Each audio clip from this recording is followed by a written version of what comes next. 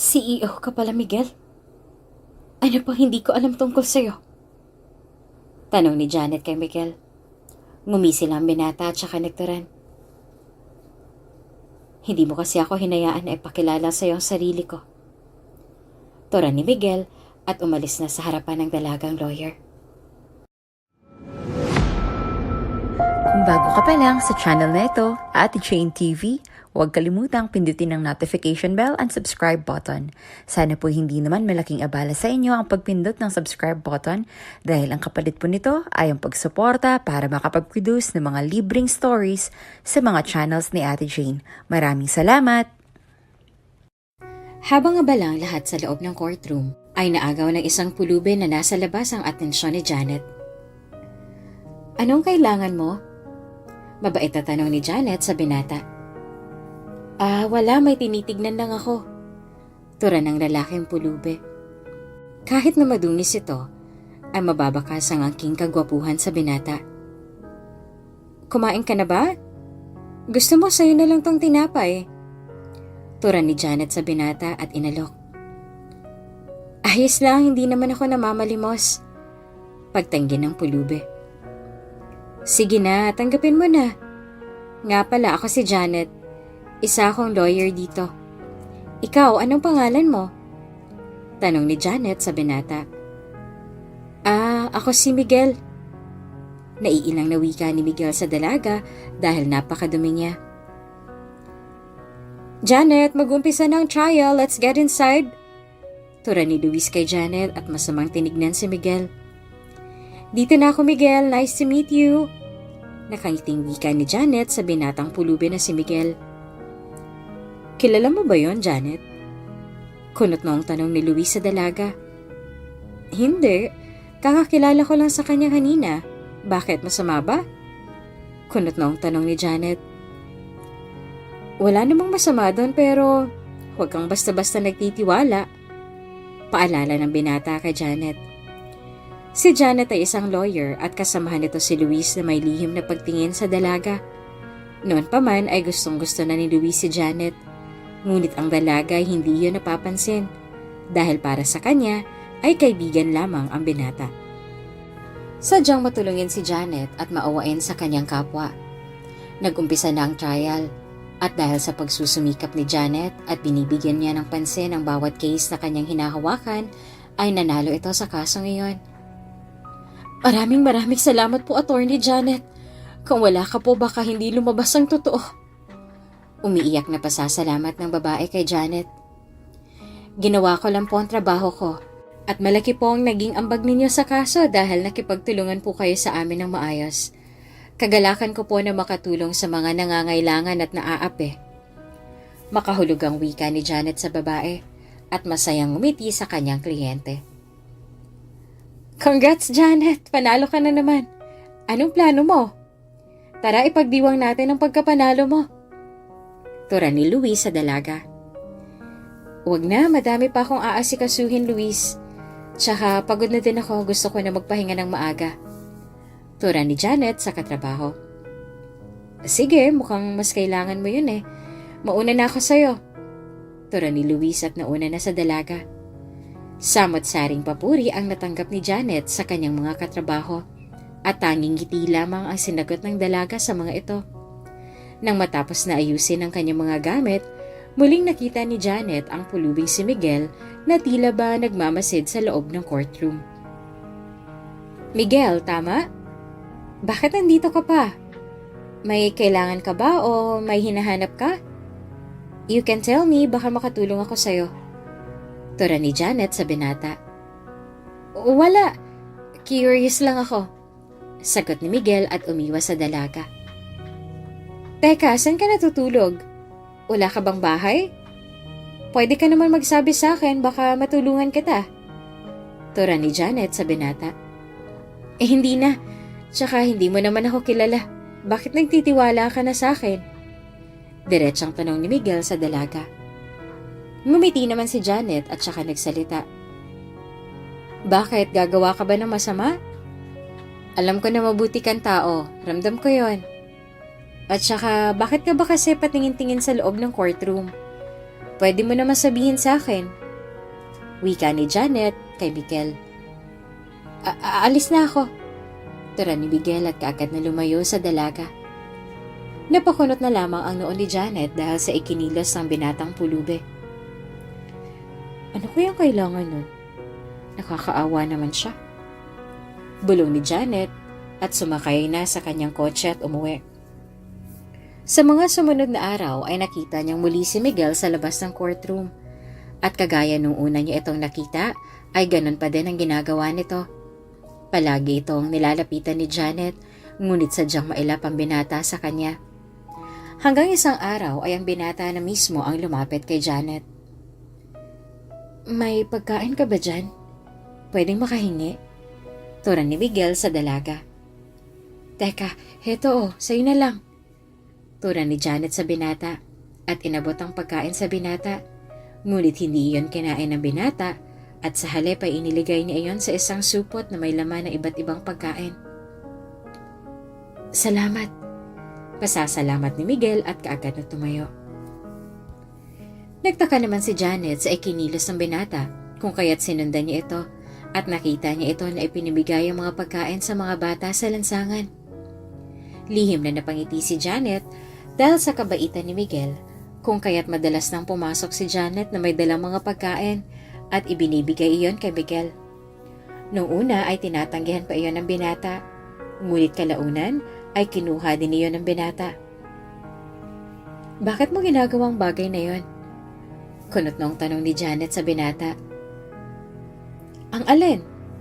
Kunot noong tanong ni Miguel sa dalaga. Yung namamalimos ka sa kalye tapos ibibigay mo sa mga bata sa lansangan. Wika ni Janet. Alam mo? Nagtatakang tanong ng binata. Matagal na. Sinusundan kasi kita noon. At nakita ko yung ginagawa mo. Para makatulong sa'yo sa gawain na ganon, kaya namimili ako at ibinibigay ko sa'yo. Pag-amin ni Janet. Ganon ba? Ang bait mo naman pala. Akala ko noon pare-pareho lang kayo dyan sa loob ng courtroom na kunwari malinis. Pero may itinatago din na kasamaan. Salamat litanya ni Miguel sa dalaga. Bakit mo ginagawa ang mga bagay na yon? Pwede mo naman solohin ang mga pagkain na nakukuha mo. Pero mas pinili mo na tumulong sa kapwa mo. Tura ni Janet sa binata. Naaawa kasi ako sa mga bata. Musmus lang sila at walang kamuwang-muwang. Pero dinadanas na nila ang ganong bagay na dapat ay nasa loob sila ng paaralan at nag-aaral. Paliwanag ni Miguel at namangha naman si Janet sa kabutihan ng binata. Sa bagay, tama ka. Pero iilan lang ngayon ang tulad mo. Yung iba magaling lang kapag may kamera.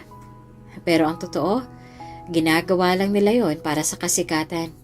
At hindi talaga para tumulong sa kapwa. Tura ni Janet. Tama ka. Malungkot na tura ni Miguel. Simula nung araw na yon ay naging malapit ang dalawa sa isa't isa at palagi nang magkasama. Janet, iwasan mo ang pulubing yon. Hindi maganda na makita kayong magkasama. Tura ni Luis sa dalaga. Bakit naman? Paano mo nasabi? Kunot noong tanong ni Janet sa binatang si Luis. Magkaiba kayo ng mundo. At saka malay mo baka mamaya ginagamit ka lang yata ang kabaitan mo para lamangan ka at pagkaperahan. Tura nito kay Janet. Napailing naman si Janet sa tinura ng binatang kaibigan na si Luis. Hindi mo pa siya nakikilala, hinuhusgahan mo na siya. Huwag kang maging judgmental sa kapwa mo, Luis. Lawyer ka pa naman. Isa pa, mabuting tao si Miguel. Hindi mo lang kasi nakikita kung gaano siya kabuti dahil hinusgahan mo na agad ang pagkatao niya. Tura ni Janet sa binata at napailing na lamang na umalis sa harapan nito. Sa pagtagal ng panahon, napalagay na ang loob ng dalawa sa isa't isa hanggang sa inalok na nga ni Janet si Miguel na tumuloy sa kanyang kondo. Nakakahiya naman, Janet. Baka mamaya ano isipin ng ibang tao sa atin. Lalo na yung mga kaibigan mo na palagi akong pinag-iinitan. Tura ni Miguel. Hayaan mo sila. Wala din naman silang mapapala at saka sa katagalan ng panahon, titigil din ang mga yan sa panghuhus ka sa'yo. Tura ni Janet sa binata. Pero kasi nakakahiya eh. Lalo na't babae ka at lalaki ako. Tsaka ayoko maging dagdag pa sa problema mo. Tura ni Miguel kay Janet. Ngumiti naman si Janet sa binata at saka nagturan. Hindi ka naman magiging problema sa akin, diba? Bakit? Hahayaan mo ba na maging problema kita? Tanong ng dalaga. Syempre hindi. Sagot naman ni Miguel. Ayun naman pala eh. So ano? Tutuloy ka na sa kondo ko. At saka 2 rooms naman yon. Kung iniisip mo na baka ano sabihin ng iba, pwede ka naman magbihis ng maayos at maghanap ka ng trabaho, ganun. I am willing to help you naman, always. Magiliw na tura ni Janet kay Miguel. Sa una ay may pag-aalinlangan pa si Miguel at iniisip ang mga sasabihin ng ibang tao. Ngunit dahil sa mga sinambit ni Janet, sa huli ay sumang-ayon ito. Bagamat alam ni Miguel na hindi magandang ideya ang bagay na yon, ay sumabay na lamang ito sa agos ng buhay at laking pasasalamat nito dahil hindi siya pinabayaan ni Janet. Tinulungan ito ni Janet na magbihis ng formal upang hindi na ito husgahan ng ibang tao. Dahil kulang sa mga papeles ay hindi naging madali kay Miguel ang makapasok sa trabaho. Lalo na't wala itong experience pagdating sa mga trabaho dahil nasanay ito sa lansangan na nauunawaan naman ni Janet kung kaya't nagpasya ito na wag na lamang pagtrabahuhin si Miguel. At dahil nahihiya si Miguel sa dalaga ay gumagawa ito ng paraan para magkapera at ibinibigay ang kanyang kinikita sa dalaga. Janet, nandyan ka na pala. Sakto't kakaluto ko lang ng pagkain. Amin na yung bag mo. Tsaka ito yung tsinelas mo. Tura ni Miguel sa dalaga. Malambing at maalaga si Miguel kay Janet. Bukod pa doon ay malinis ito sa bahay. Sa tuwing umuwi si Janet galing sa trabaho ay nakahanda na ang kanyang tsinelas at pangtulog na damit. Maging ang pagkain ay nakahain na din. Para bang naging isang prinsesa si Janet nang dahil kay Miguel. Bagamat pagod siya sa trabaho, ay napapawi ang pagod nito sa tuwing uuwi ng kanyang bahay. Grabe naman, baka naman masanay ako nito. Ginagawa mo na akong prinsesa. Hamakin mo pag uwi ko, kakain na lang ako at natutulog. Nakangiting tura ni Janet sa binata. Ito lang naman ang maitutulong ko sa'yo.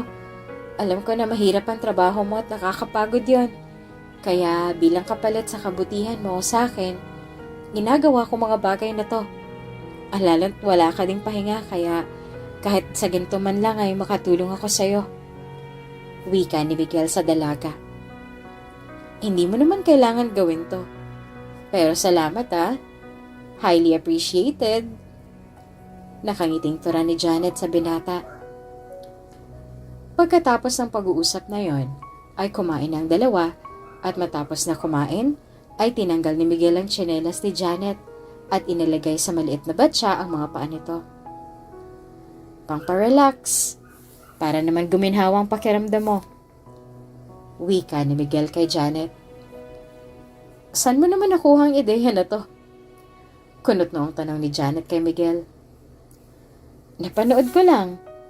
Teka, pumikit ka muna. Tura ni Miguel at nilagyan ng pipino ang mga mata ni Janet habang nakapikit ito. May nasahe pa ng binata ang ulo ni Janet. Grabe, nakaka-relax naman. Pakiramdam ko natanggal ang mga kirot sa katawan ko. At saka yung parang tusok-tusok sa ulo ko. Nakangiting wika ni Janet at tila ba natanggal ang kanyang pagod sa ginawang iyon ni Miguel. Amin na yung mga kamay mo. Tura ni Miguel at hinilot ang mga kamay ni Janet at saka ibinabad iyon sa maligamgam na tubig na mayroong kalamansi. Matapos ng ilang sandali ay natpas na din si Miguel sa kanyang mga ginawa sa dalaga. Grabe, na-relax ako dun Para na rin ako nagpaspas sa salon. Nakangiting wika ni Janet at nag-inat pa. Panigurado masarap ang tulog mo niyan mamaya. Tsaka heto pala, herbal tea para magkaroon ka ng maayos na tulog mamaya. Tura ni Miguel at iniabot ang tsaa sa dalaga. Saan mo naman nakuha to? Takang tanong ni Janet. Kanina kasi lumabas ako at nakita ko yung nagbibigay sa akin nun ng pagkain. Binigyan niya ako ng isang box niyan at tinuruan ako kung para saan yan. Paliwanag ni Miguel sa dalaga. In fairness, madami ka din palang alam. Nakangiting tura ni Janet at napasinghap na lamang. Halos araw-araw ay ganun ang ginagawa ni Miguel para sa dalaga.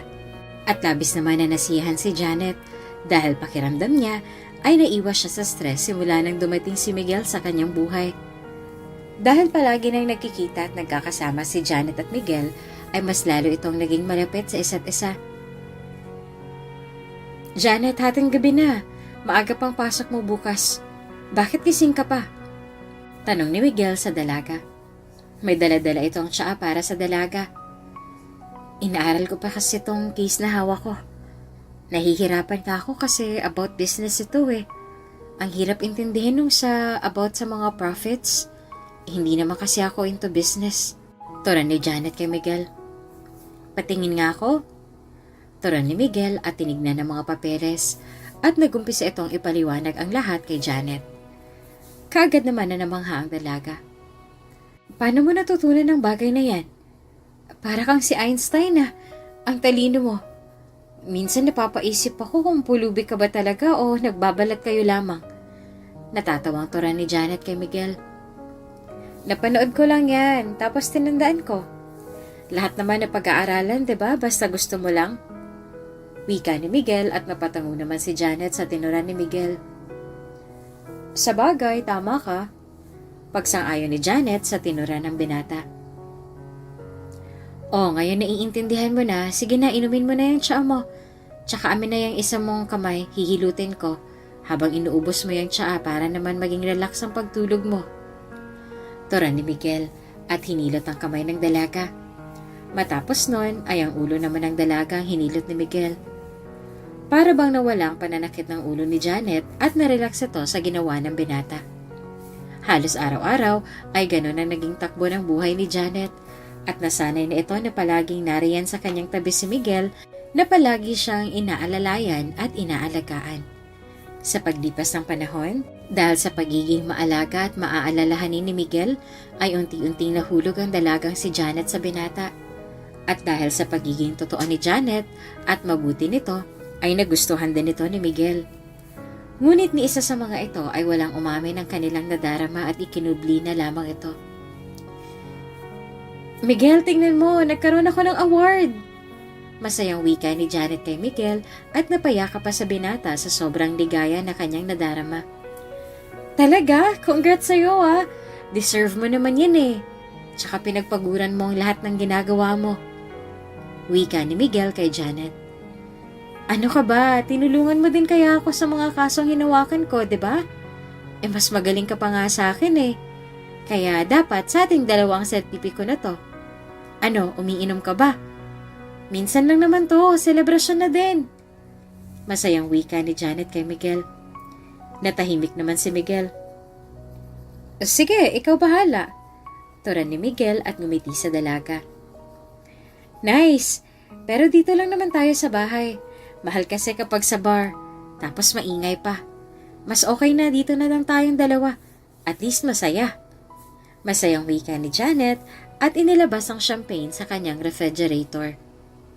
Nag-inuman ng dalawa at nagkwentuhan pa ng ilang bagay. Ilang sandali pa ay nalasing na si Janet, gawa na din ang pagod. Janet, ayos ka lang ba? Lasing ka na. Halika na, dadali na kita sa silid mo. Wika ni Miguel sa dalaga at kaagad na binuhat ito patungo sa sarili nitong kwarto. Pagdating doon ay kinumutan ni Miguel si Janet at pinatay ang ilaw nito sa silid. Kinabukasan ay bumangon si Janet na masakit ang ulo. Grabe, ang sakit ng ulo ko dahil sa hangover. Daing ni Janet habang hawak-hawak ang kanyang ulo. Pakiramdam niya ay hilong-hilo siya at umiikot ang paligid. Uminom ka muna ng tubig oh. Nilagyan ko yan ng honey para naman kahit papaano ay mabawasan ang hangover mo. Litanya ni Miguel kay Janet. Wow, ganun ba yon? Akala ko hindi yun totoo. Madalas ko kasi yung naririnig sa mga palabas. Nakangiting wika ni Janet kay Miguel. Natry ko na yan at effective naman. Sige na, uminom ka na. At maya-maya luto na tong agahan. May pasok ka pa, diba? Wika ni Miguel kay Janet. Matry nga. Nakangiting wika ni Janet at ininom ang ginawa ng binata. Para bang guminhawa kahit papaano ang pakiramdam ng dalaga. Maya-maya ay inihanda na ni Miguel ang pagkain sa hapag at kumain ng dalawa ng sabay. Kamusta? Umayos bang pakiramdam mo? Tanong ni Miguel kay Janet. Medyo. In fairness, tumalab siya. Pakiramdam ko guminhawa kahit papaano ang pakiramdam ko. Salamat, Miguel. Magiliw na wika ni Janet at nagpasalamat sa binata. Ano ka ba? Wala yun. Simpleng bagay lang naman yun kumpara sa pagpapatuloy mo sa akin dito sa bahay mo. Kung tutuusin, kulang pa tong mga ginagawa ko bilang kabayaran sa kabutihan mo sa akin. Wika ni Miguel kay Janet. Ay nako, hayaan mo na yan. Tsaka, saan pa't naging malapit tayo sa isa't isa kung hindi rin tayo pagtutulungan. Tsaka simula nang dumating ka sa buhay ko, pakiramdam ko ang laking kaginhawaan ang nangyari sa akin. Akalain mo yon? Ipaghahain mo ako ng pagkain? Imamasahe at hihilutin? Tapos pinagtitimpla mo pa ako ng tsaa? At madalas mo pa akong tulungan sa mga case na hawak ko? Lahat ng yon, sobra-sobra na, Miguel. Paliwanag ni Janet sa binata. Hindi na lamang umimik ang binata at ipinagpatuloy na lamang ang kanyang pagkain. Matapos ang ilang sandali ay nag-asikaso na si Janet sa pagpasok sa trabaho. Naging mabilis ang lahat para kay Janet. Mabilis itong nakakilos at nakagayak sa tuwing papasok sa trabaho. Sa mga lumipas na araw ay tuloy-tuloy ang pagtatrabaho ni Janet at si Miguel naman ay lahat ng gawain sa bahay ay ginagawa niya at tinatapos iyon habang wala ang dalaga upang sa pagdating nito sa sariling tahanan ay makapagpahinga na lamang ito. Isang gabi umuwi si Janet na basang-basa dahil sa ulan. Janet, basang-basa ka. Teka, sumugod ka ba sa ulan? Kunot noong litanya ni Miguel at kaagad na kumuha ng tuwalya at ibinalot iyon sa dalaga. Nasiraan kasi ako so wala akong choice kundi mag-commute. Ilang minuto pa lang ang layo ng bus station papunta dito sa bahay. Wala na din tricycle dahil oras na ng gabi. Paliwanag ni Janet sa dalaga. Bakit kasi ginabi ka na? Kunot noong tanong ni Miguel sa dalaga. Napakamot naman sa kanyang ulo si Janet. Nagkasiyahan kasi kami sa trabaho at nagkaroon ng konting inuman. Paliwanag ni Janet sa binata. Wala man lang naghatid sa'yo? Kunot noong tanong ni Miguel sa dalaga. Mariing umiling si Janet. Wala. Akala ko kasi ayos yung sasakyan ko Nasira pala. Tsaka hayaan mo na. At least nakauwi ako. Nakangiting paliwanag ni Janet kay Miguel. Napahilamos na lamang sa kanyang mukha si Miguel. Alam mo ba kanina pa kita tinatawagan pero hindi ka sumasagot. Kaya kanina pa ako nag-aalala sa'yo dahil baka napano ka na. Alam mo naman na delikadong panahon ngayon, lalo na't babae ka pa naman. Turan ni Miguel kay Janet. Ayos na ako. Teka, magpapalit lang ako Wika ni Janet at paalis na sana nang bigla itong hablutin ni Miguel at niyakap. Sa susunod, huwag mo nang uulitin to. Para ako mapapraning. Bulong ni Miguel sa tenga ni Janet at ramdam ni Janet ang pagpatak ng luha sa mga mata ng binata na dumaloy sa kanyang balat. Bakit ka umiiyak? Nandito na ako, okay? Turan ni Janet at pinahid ang luha sa mga mata ng binata. Kapwa napatitig ang dalawa sa mata ng isa't isa. Hindi na napigilan pa ng dalawa ang kanilang mga damdamin. At nung gabing yon, pinakawalan ng dalawa ang init ng pagmamahal nila para sa isa't isa. Dahan-dahan lumapat ang mga labi ni Miguel sa namumulang labi ni Janet. Janet, mahal kita. Pag-amin ni Miguel kay Janet. Mahal din kita. Wika ni Janet at kapwa din naman ng dalawa ang labi ng isa't isa. Naghalikan ng dalawa hanggang sa bumaba ng mga halik ni Miguel sa leeg ni Janet at dahan-dahang tinanggal ng isa't isa ang kanilang mga damit. Binuhat ni Miguel si Janet papasok sa silid habang patuloy sa paghahalikan. Pagdating sa loob ng silid ay dahan-dahang ibinaba ni Miguel si Janet sa kama at dahan-dahang hinaplos ang buhok ng dalaga at nilasap ang pagkababae ng dalaga. "Pwede ba natin gawin to?" tanong ni Miguel kay Janet.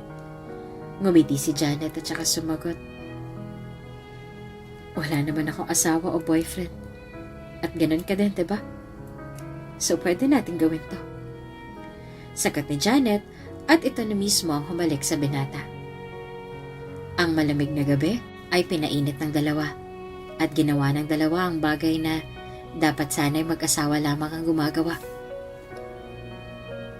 "Janet, simula ngayon akin ka na, okay?" turan ni Miguel kay Janet. "Oo naman, Miguel. Sayong-sayo lang ako," turan naman ni Janet. Nagpatuloy ang mga ito sa kanilang ginagawa hanggang sa nakatulog na lamang sila sa sobrang pagod. Kinabukasan ay maaga pa lamang ay nagising na si Miguel. Ngumiti ito na makita si Janet sa kanyang tabi at mahimbing na natutulog. Hinalikan ni Miguel si Janet sa noo bago tuluyang lumabas sa silid. Kaagad na nagluto si Miguel ng kanilang almusal sa umagang yon. "Good morning, Janet, my love." Nakangiting wika ni Miguel sa dalaga. "Wow, my love."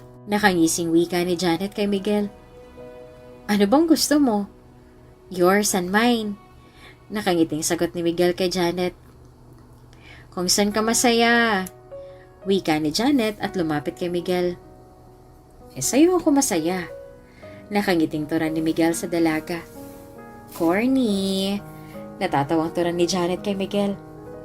"Sige na, maupo ka na dyan, mahal ko, at ipaghahanda kita ng makakain para naman may lakas ka mamayang gabi." Nakangiting wika ni Miguel at nagbiro pa sa dalaga. "Aba, balak mo atang araw-arawin na." Natatawang pagsakay ni Janet sa biro ng binata. "Pwede din kung kaya mo." Natatawang wika ni Miguel sa dalaga. "Just kidding, tara na, kumain na tayo." Wika ni Janet kay Miguel at tumango naman si Miguel at hinanda ang pagkain na kanyang niluto para sa kanilang agahan sa umagang yan. Matapos na kumain ay nag-ayos na si Janet at gaya ng kagawian ay pumasok na ito sa kanyang trabaho. Naghintay lamang sa kanya si Miguel sa tahanan nito. Sa paglipas ng panahon, napag-isipan ni Janet na ipakilala ang kanyang kasintahan na si Miguel sa kanyang pamilya. Ngunit bago niya iyon ginawa, ay kinausap na muna niya ang binata. "Bakit parang bis na bis ka?" kunotong tanong ni Miguel kay Janet. Ngumiti si Janet kay Miguel at hinawakan ang kamay ng binata. "Gusto ko na maging maayos ang lahat. Gusto ko na ipakilala ka sa aking pamilya. Pero Miguel, hindi kita ipapakilala bilang si Miguel na nakilala ko lang bilang isang pulube." Wika ni Janet. "Anong ibig mong sabihin?" Nagtatakang tanong ni Miguel kay Janet. "Ipapakilala kita sa kanila bilang isang Miguel na mayaman at may pinag-aralan. Look, I love you as what you are, pero hindi kasi tulad ko ang pamilya ko. Baka paglayuin nila tayo at hindi ko kaya yon." Wika ni Janet kay Miguel. Ngumiti naman si Miguel sa dalaga at hinawakan ang kamay nito. "Sige, kung yan ang dapat gawin," turan ni Miguel kay Janet. Kaagad na nakahinga ng maluwag si Janet nang sumang-ayon sa kanya si Miguel at hindi na siya pinahirapan pa ng binata.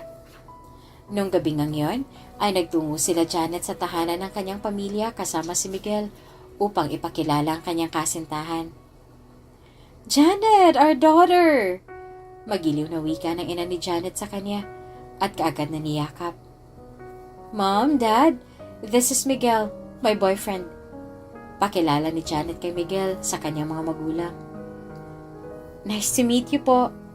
Magalang na wika ni Miguel sa mga magulang ni Janet at nagmano pa. "Well, napaka-formal niya. I didn't expect na may boyfriend ka na pala. I thought Luis and you have a mutual understanding.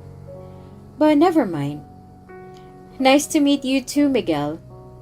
Tura ng ina ni Janet. Syempre naman po, Mom and Dad. Pero po kami ni Luis are just friends. I love him but only as a friend. Paliwanag ni Janet at hinawakan ng mga kamay ni Miguel. Well, may magagawa ba kami?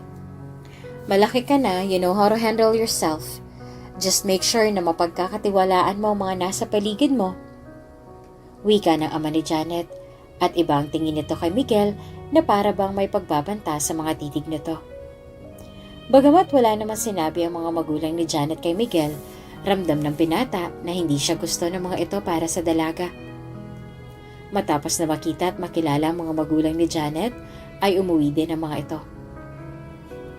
Mahal ko, kailan mo naman ako ipapakilala sa kamag-anak mo? Meron ka ba nun? O kaya naman ina? Tanong ni Janet kay Miguel. Pauwi na ang dalawa galing sa tahanan ng mga magulang ni Janet. Natahimik si Miguel sa naging tanong sa kanya ni Janet. Wala na akong pamilya, Janet.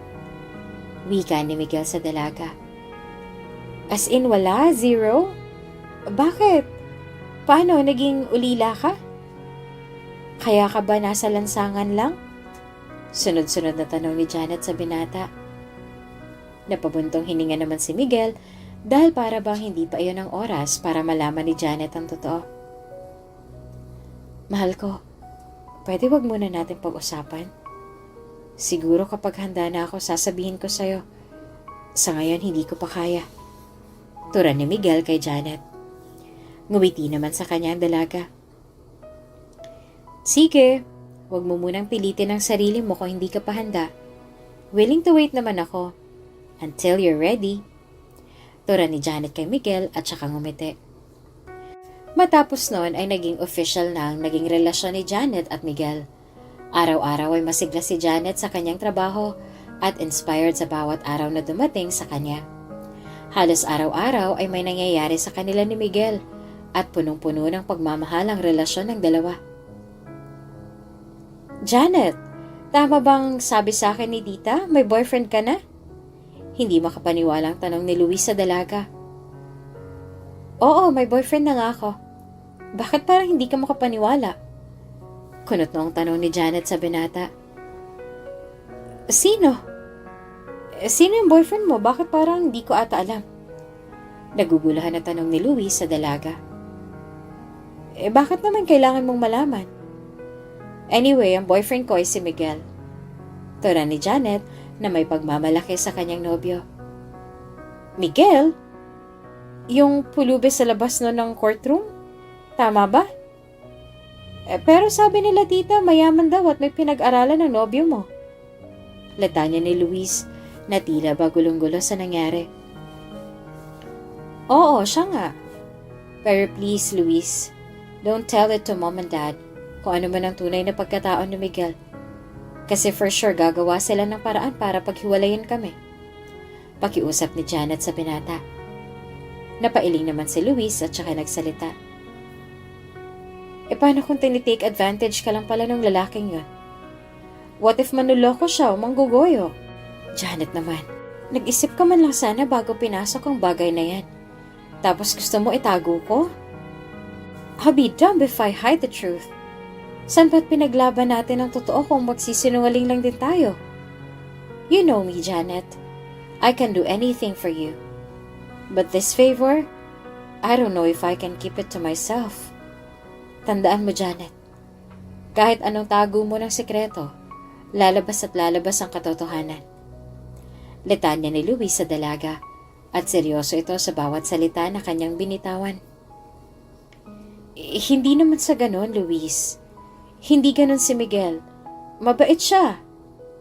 He does everything to make sure that I'm comfortable always. He makes me feel that I'm the only one. He makes me feel that I am a princess in my own palace. Siya ang pahinga ko sa tuwing pagod ako. Siya lang ang nagparamdam sa akin na importante ako. Na mahalaga ako. Paliwanag ni Janet kay Luis at ipinagtanggol ang kanyang nobyo sa kaibigan. Napailing na lamang si Luis dahil hindi ito makapaniwala na umibig ang dalagang kanyang iniibig sa isang pulubi na kagaya ni Miguel. I can do those things to you, Janet. Hindi mo lang ako binigyan ng pansin. Pero ano pa nga bang magagawa ko? You chose him over your friend like me, who's always been there for you for years. But I can't promise na maitatago kong katotohanan. You broke my heart. Tura ni Luis at tinalikuran ng dalaga.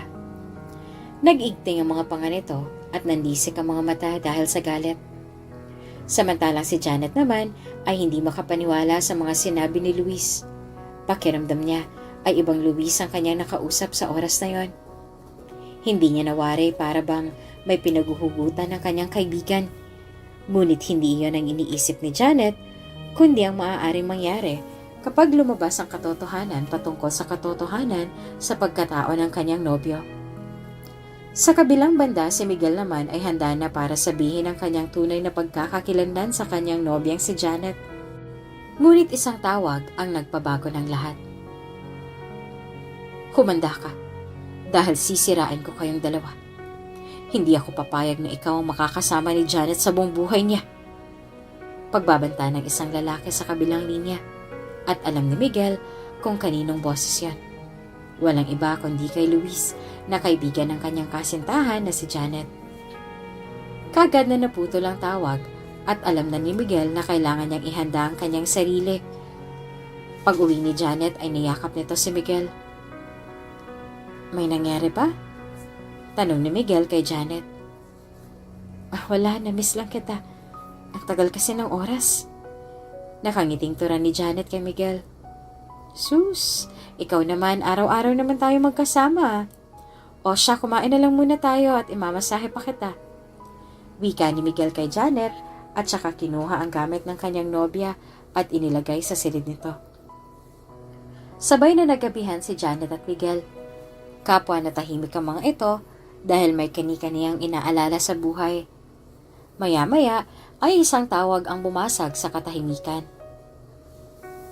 Hello, Mom? Matamlay na sagot ni Janet sa kanyang ina. I forgot to tell you may event ngayon dito sa bahay. Fix yourself and bring your boyfriend. This is one of the most important family event of our family. Tura ng ina ni Janet. Okay, Mom, we'll be there. Sagot ni Janet at pinatay na ang tawag. Ano daw yun? Kunot mo ang tanong ni Miguel sa dalaga. Gusto nila, Mom, na dumalo tayo sa event ngayon dun sa mansyon? Paliwanag ni Janet. As in ngayong gabi na? Kunot mo ang tanong ni Miguel at para bang iba ang kanyang pakiramdam. Oo eh. Ewan nga't biglaan pero kasi sabi pupunta daw tayo, so let's prepare. Sagot ni Janet at kaagad na tinapos ang kanilang pagkain. Kaagad na nag-ayos ang dalawa at bumiyahe kaagad patungo sa tahanan ng mga magulang ni Janet. Pagdating doon ay iba't ibang alahas ang nakalabas at para bang naging exhibit ang lugar na yon. Kaagad na lumapit si Janet at Miguel sa magulang ni Janet. Naging mainit naman ang pagtanggap kila Janet sa gabing iyon. Ngunit hindi alam ng magkasintahan na may panganib na naghihintay para sa kanilang dalawa. Normal lamang ang lahat sa umpisa. Hanggang sa bigla na lamang nag-hysterical ang ina ni Janet. My diamond necklace! Sigaw nito at nagulat ang lahat ng naroroon. What happened, tita? Biglang singit ni Luis at nanlaki ang mga mata ni Janet. Nandito ka pala, Luis? Kunot na ang tanong ni Janet sa binata. Nandito nga ako, inimbitahan ako ni tita. Wika ni Luis. Mom, what happened? Baling ni Janet sa kanyang ina. Nawawala ang diamond necklace ko. Wika nito at nag-umpisa na magbulungan ng mga tao. Dahil sa nangyari ay walang nakalabas. Kapkapan niyong lahat. Utos ng ama ni Janet. Bawat tao ngang naroroon ay kinakapkapan. Nahanap na po namin. Tura ng isang gwardya at laking gulat ni Miguel nang makuha ang kwentas na nawawala sa bulsa ni Miguel. Tingnan mo, Janet. Iyan ba ang pinagkakatiwalaan mo? Kaagad na tura ni Luis kay Janet. Hindi ko kinuha yan. Kaagad na paliwanag ni Miguel. Pero Miguel, paano napunta sa bulsa mo yan? Tila ba hindi naniniwala ang tanong ni Janet kay Miguel? Hindi ko alam pero Janet, alam mo na hindi ko magagawa ang bagay na yan. Wika ni Miguel. Sinubukan pa ng binata na magpaliwanag, ngunit hindi ito pinakinggan ni Janet. Tama nga si Luis. Dapat hindi ako nagtiwala sa'yo. Ginamit mo lang ako. Alis! Ayoko na makita ka! Tumatangis na wika ni Janet. Dahil sa pagkapahiya ay umalis si Miguel. Hindi niya akalain na hindi siya pakikinggan ng dalaga. Matapos nun ay naputol ng komunikasyon ng dalawa sa isa't isa. Bagamat mahirap para kay Janet ang mga nangyari, ay tinanggap niya na lamang iyon. Ngunit ang hindi niya alam, lahat ng iyon ay pakana lamang ng kanyang mga magulang at ni Luis upang mapaghiwalay silang dalawa. Sa paglipas ng mga araw, nangulila si Janet kay Miguel, ngunit kalaunan ay natutunan din ito na mamuhay na wala ang binata. Hanggang sa nalaman na lamang niya na nagdadalang tao siya. Makalipas ang 7 buwan, malaki na ang tiyan ni Janet at wala na siyang nalaman pa na balita patungkol kay Miguel. Hanggang sa isang araw, aligaga si Janet dahil haharap na sana siya sa isang case at pakiramdam niya ay tagilid siya sa puntong iyon. Naroon na ang lahat at ang CEO na lamang ng kumpanyang hinahalal nila Janet ang hinihintay. Maya-maya pa ay dumating na ito at laking gulat ni Janet nang makita si Miguel at ganun din ang binata nang makita na malaki na ang tiyan ng dalaga. Nagumpisa na ang trial at nagtataka ang lawyer ni Miguel dahil para bang inaako na ni Miguel ang kasalanan. Hindi masabi ni Miguel na ang lawyer ng kanilang kalaban ay dating kasintahan niya. Matapos ang trial ay inabangan na ni Miguel si Janet at hinawakan sa braso. Ako bang ama ng batang dinadala mo? Tanong ni Miguel sa dalaga. Tumawa naman si Janet. Hindi to sa'yo. Anak namin to ni Luis. At ikakasal na kami. Tura ni Janet. Ngunit kasinungalingan lamang ang lahat. Talaga ba? Paninigurado ni Miguel sa dalaga. Oo. Maikling tugon ni Janet. Siguraduhin mo lang, Janet. Tura ni Miguel at tumalikod na. CEO ka pala, Miguel? Ano pang hindi ko alam tungkol sa'yo? Tanong ni Janet kay Miguel. Ngumisil ang binata at saka nagturan. Hindi mo kasi ako hinayaan na ipakilala ang sarili ko sa'yo. Tura ni Miguel at umalis na sa harapan ng dalagang lawyer. Natahimik si Janet sa sinambit ni Miguel at hindi makapaniwala. Palabas na sana si Miguel nang marinig ang biglang tampukan ng mga tao. Kaagad na bumalik doon si Miguel at nakita si Janet na dinudugo. Kaagad na binuhat ng binata si Janet nang walang pag-aalinlangan at saka dinala sa ospital. Doon ay nanganak na maaga si Janet dahil sa pagka-stress. Preterm ang bata at kinakailangan nito ng white blood donor na pareho ng DNA. Walang nagawa si Janet kundi sabihin ang totoo kay Miguel upang mailigtas ang buhay ng bata. Matapos ang operasyon ay nag-usap ang dalawa at doon na lamang nalaman ni Janet na isa talagang bilyonaryo si Miguel at nagpanggap lamang ito bilang pulube upang hanapin ang lawyer na umangkin sa kanilang kumpanya at eventually ay nabawi niya. Nagkapaliwanagan ang dalawa at nagkapatawaran. Humingi ng depensa si Janet kay Miguel dahil pinaghinalaan ito at hinusgahan. Inayos ng dalawa ang kanilang relasyon para sa kanilang anak at upang buuin ang kanilang pamilya. Matapos ng ilang araw ay nakalabas na sila Janet sa ospital at ilang araw na lamang ang lumipas ay nagpakasal ang dalawa. At dito nagtatapos ang ating kwento. Ano ang iyong napulot na aral? Pakilagay ng iyong komento sa ibaba.